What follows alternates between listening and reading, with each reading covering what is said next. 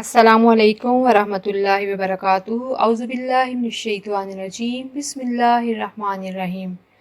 اپنے مسلمان بھائی کے لیے دعا کریں اور فرشتوں کی دعائیں لیں۔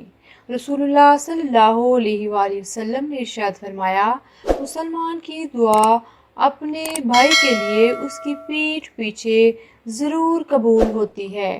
اس دعا مانگنے والے کے سر کے پاس ایک فرشتہ مقرر کر دیا جاتا ہے۔ جب بھی وہ اپنے بھائی کے لیے دعا کرتا ہے تو یہ فرشتہ کہتا ہے آمین، اور تم کو بھی یہی ملے۔ حدیث موجود ہے صحیح بخاری کے اندر۔